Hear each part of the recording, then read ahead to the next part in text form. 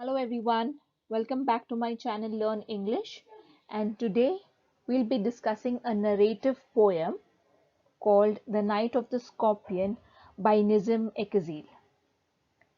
My name is Mrs. Sheetal Jain Pillai and I will be running you through this narrative poem which is in a form of a story which throws light on superstitions and some of the traditional practices followed by people even today.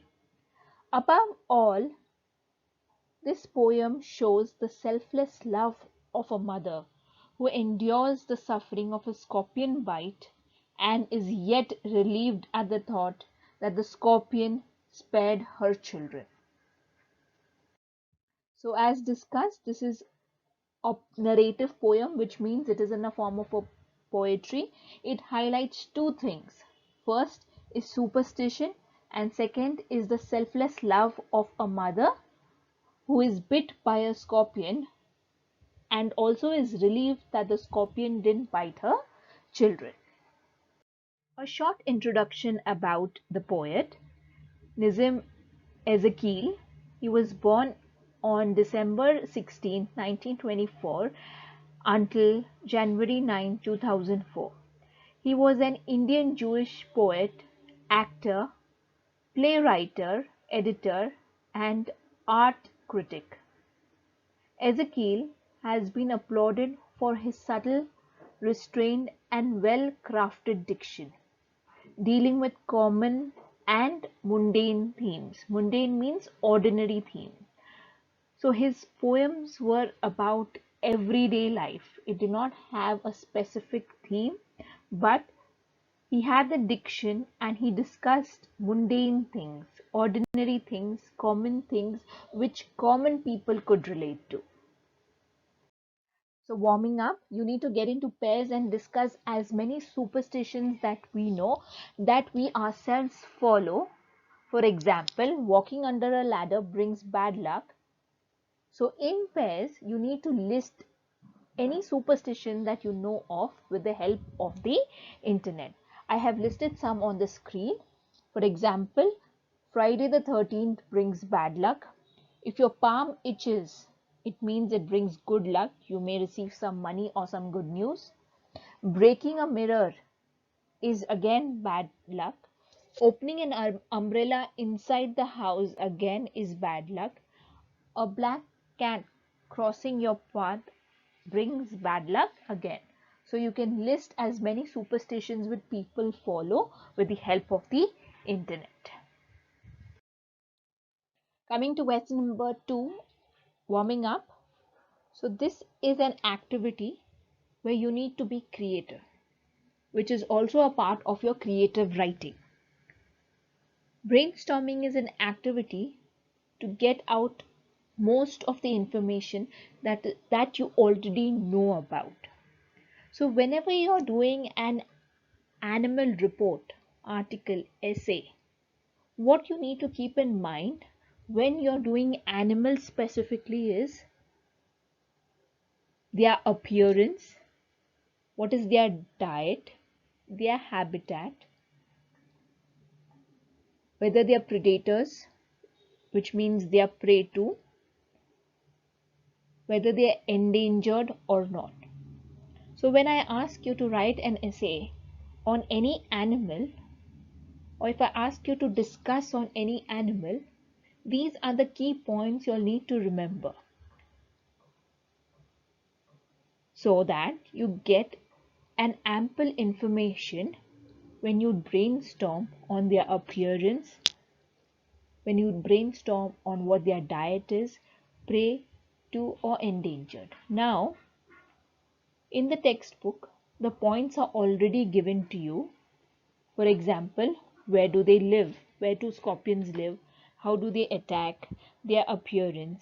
Any more information about them?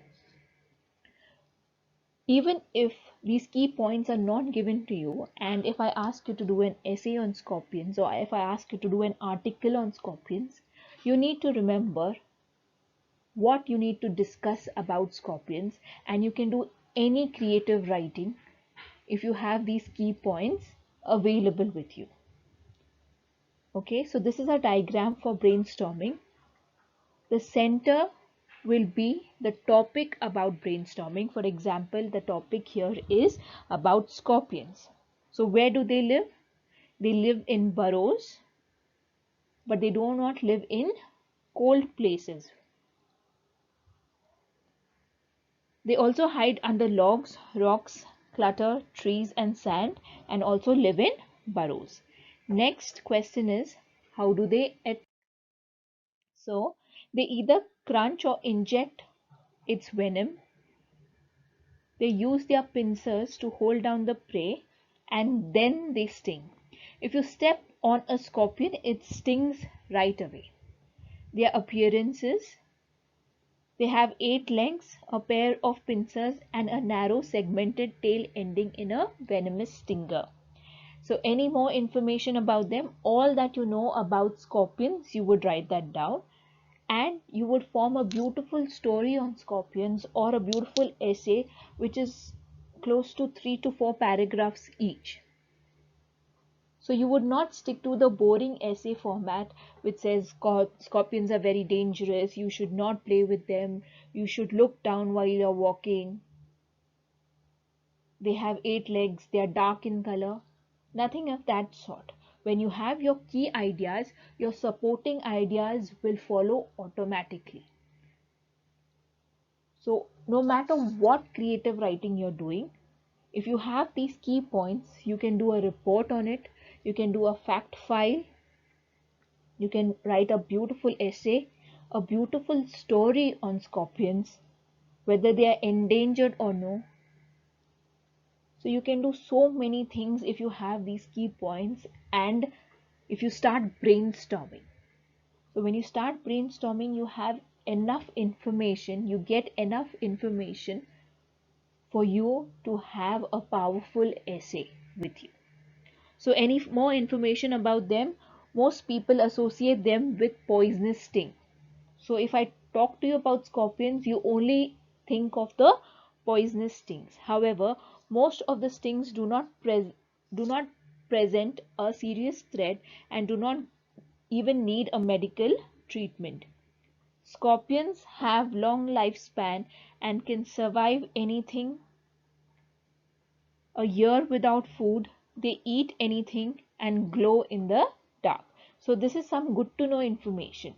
So any more information will differ from person to person. So one person will write something that it is non-poisonous. Some people will write that it is poisonous and non-poisonous. So any more information may differ from person to person, and we all will get different, the same topic but different content. Let's begin the poem. The poem is written by Nizam Ekzil, and he says, I remember the night my mother was stung by a scorpion. 10 hours of steady rain had driven him to crawl beneath a sack of rice. So because it was raining heavily, the scorpion had no other go but to enter the poet's house and hide himself beneath a sack of rice. So the poet remembers that night very well when his mother was stung by a scorpion. He says it was raining for 10 hours, and to escape that thunderous rain, the scorpion had crawled beneath a sack of rice. Parting with his poison flash of diabolic tail in the dark room, he risked the rain again. So the scorpion had bitten the poet's mother, and after parting with his poison in the dark room, he had gone back into the rain with a devilish flash of his tail. Here, the meaning of diabolic means having the qualities of a devil, something which is very wicked and cunning. The peasants came like swarms of flies and buzzed the name of God 100 times to paralyze the evil one. So, on hearing the news that some of the villagers came running to see the poet's mother. The villagers had come like swarms of flies, which means large in number, chanting the name of God 100 times to stop the activity of the devil. Here, the devil is a scorpion. With candles and with lanterns, throwing giant scorpion shadows on the mud baked wall, they searched for him. He was not found. They clicked their tongues. With every movement that the scorpion made, his poison moved in mother's blood, they said. So the villagers looked for the scorpion here and there. They searched for him but could not find him. They clicked their tongues to show their frustration and sorrow.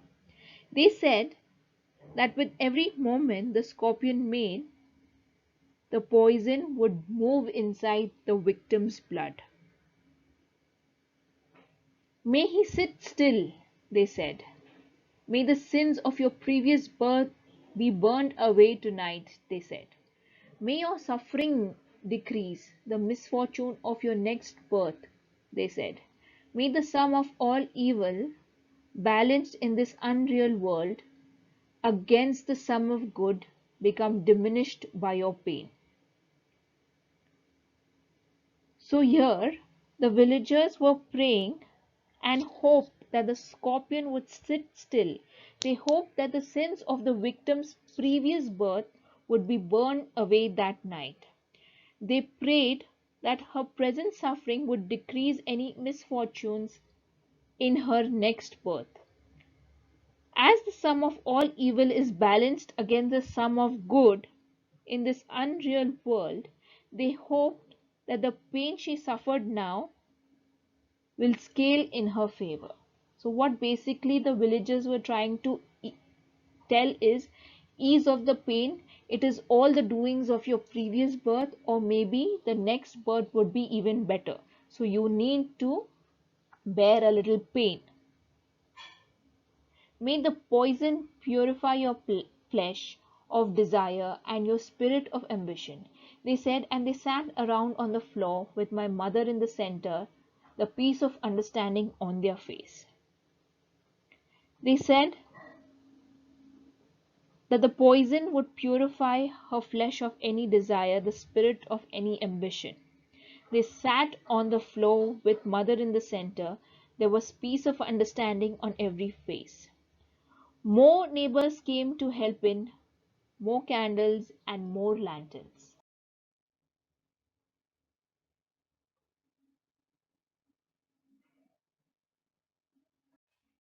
There were more insects, and the rain continued endlessly. My mother twisted through and through, groaning on a mat. My father, skeptic, rationalist, trying every curse and blessing, powder, mixture, herb, and hybrid. He even poured a little paraffin. Paraffin is a kind of wax which is soft and colorless.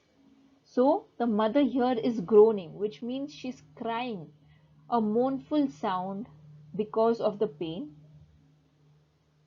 His father is trying every powder, herb, mixture, even though he's a rationalist, which means a person who believes in reason and knowledge than opinion and belief. So here he put aside all his knowledge and he was trying all the possible ways, be it opinion and belief, but he couldn't see his wife suffering. I watched the flame bleeding on my mother. I watched the holy man perform his rites to tame the poison with an incantation. After 20 hours, it lost its sting. My mother only said, "Thank God the scorpion picked on me and spared my children." So here the poet's mother's entire body twisted and turned as she was groaning on the mat. The poet's father, who was a knowledgeable person, believed in reason and knowledge and doubted all other things. However, at this time he tried every curse and blessing. He tried powders, mixtures, herbs, hydrid, everything that was possible under his control. He poured a little paraffin on the bitten toe and he lit it with a match. The flame grew bigger and bigger. There was also a holy man who was performing the rites to lessen the poisonous effect on the body with a magical chant. However, it took 20 hours for the poison to lose its sting. The poet's mother, at the end of the day, only thanked God that the scorpion had chosen to bite her and spared her little children. Question number one, discussion. So you need to read the poem and you need to understand what line speaks what. So lines 1 till 7 speaks about the scorpion comes home and stings the poet's mother. Lines 8 to 33 talks about how the neighbors come, they look for the scorpion frantically and their reaction. They started clicking their tongues, they are frustrated, they start praying, they're concerned, they start understanding the mother, and they give all sorts of advices. So in between lines 34 to 48, we understand the happenings. For example, the family is dealing with the groaning mother. The father is trying to do all possible steps to save the groaning mother from pain. The children are watching helplessly, and there is a priest who's performing magical chants just to ease down the pains of the mother. Complete the following table. We need to give evidences to the type. For example, the poem and the poet, the setting takes place in a village. And what is the evidence? When peasants came like swarm of flies, peasants means villagers, which are usually found in villages. They buzzed the name of God on mud-baked walls. Mud-baked, unlike the city, mud-baked walls are only found in rural areas. Therefore, setting of the poem means the place where the poem is being narrated. Next, many images of the scorpion contrast in the opening lines. So when you think of the scorpion, we think of it as a dangerous animal, a dangerous creature. However, there are both dangerous and timid qualities which are mentioned in the poem. So the timid qualities are it hides beneath the sack of rice and is afraid of the people and goes back in the rain. The dangerous qualities as mentioned in the poem is it is a diabolic tail. It has a diabolic tail. It is the evil one, and as he moves, the poison will move in the mother's blood. Next, imagery. Look at the description of the village peasants. What does the imagery suggest about them? The images, what images suggest? They came like swarms of flies, which means they came in very large numbers, a huge crowd of people moving to the house like swarms of flies. They buzzed the name of God, which means they kept praying to God continuously for hoping for some miracle. They threw giant scorpion shadows on the mud bake wall, which means the lantern they carry threw shadows on the wall, which looked like huge scorpion shadows to the frightened villagers. They clicked their tongues, which means they made sorrowful and frightened sounds with their tongues. Choose the correct alternative. The child is afraid but admires the bravery of his mother. His father and the villagers panic and hastily suggest religious remedies to help. The poet seems to see the villagers as impractical and most irritating, which suggests that the poet is critical of tradition. This is a dash poem as it tells a story narrative. Using the first person, give the feeling that it is told from personal experience. The scorpion picked on me and spared my children depicts selfless and unconditional love of mother. The poem does not have a rhyme scheme, which means the poem is a perfect example of free verse. The poem is titled Night of the Scorpion. For the major part of the poem, the scorpion is a victor, which means the winner. The peasant chant the name of God to appease God, which means satisfy God. They click the tongue, the click of tongues reflect dash to predict. The click of tongues reflects their dash to predicament. Predicament means an embarrassing situation. Collective response. The click of tongues reflect their collective response to predicament. So from the poem, provide evidence for the following. The attempts by the peasant to help alleviate the mother's pain is they started chanting something and they started advising her that these are all the sufferings of your previous birth, the misfortune of the next birth. They said, may the sum of evil be balanced in this unreal world against the sum of good. So these are the evidence that the peasants made to elevate the mother's pain. The action of these same peasants to kill the scorpion. So the evidence is they came with candles and lanterns and they searched for him everywhere. However, he wasn't to be found. The reaction of the rational father. The father was a rationalist, but he was trying every curse and blessing. He was trying powders, mixtures, herb and hybrid, everything possible to help his groaning wife. The various superstition versus the scientific. So here the poet watched the holy man perform his rites to tame the poison with an incantation. Peasants buzz the name of God 100 times to paralyze the evil one. So you can see how superstition versus the scientific. Evil versus good. They said, may the sum of all evil balance in the unreal world against the sum of good become diminished by your pain. After reading the poem, we get to know some qualities of the father and some qualities of the mother.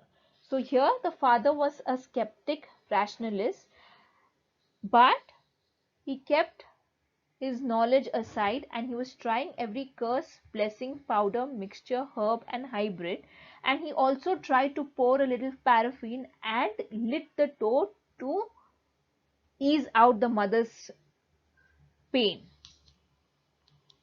So even though he was knowledgeable, he was made to believe in superstition just because he knew that his loved one was suffering. Then the qualities of the mother is she was strong, selfless, and she had unconditional love for her children. She also thanked God that the scorpion bit her and not the children. She was twisting through and through in pain.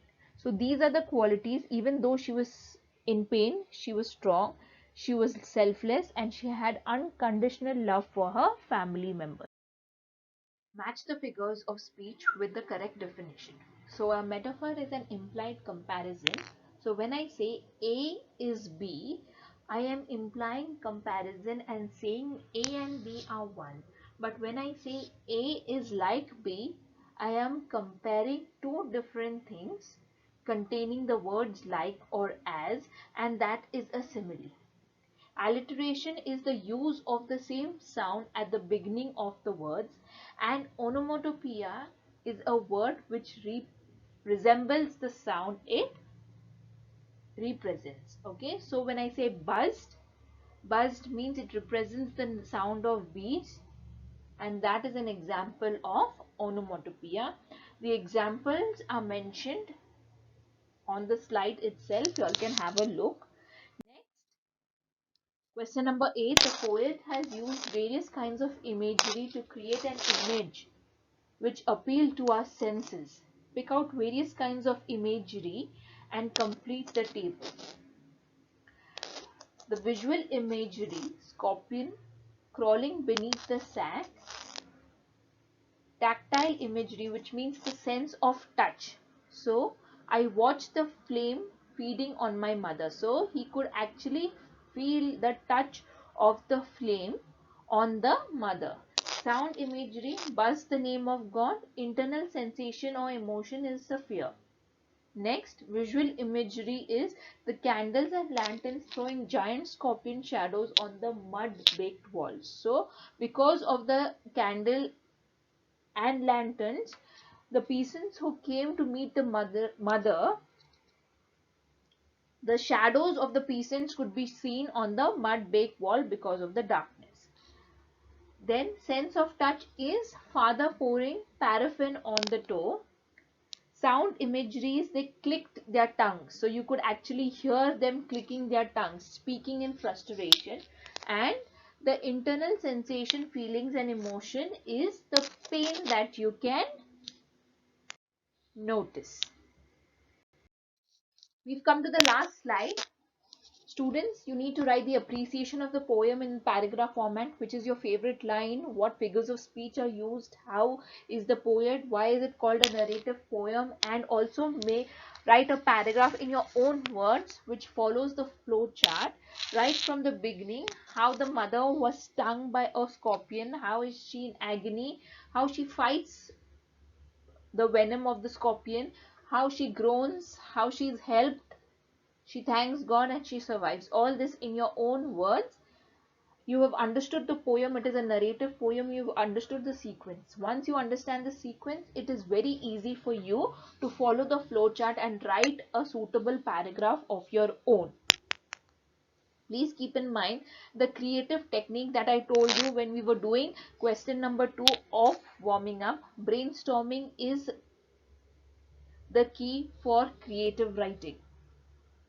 So you can write any topic if you start brainstorming with the key ideas. The supporting ideas will fall automatically. Okay, thank you very much, students. Do your assignments in your classwork book. Until next time, see you. Bye bye. Take care.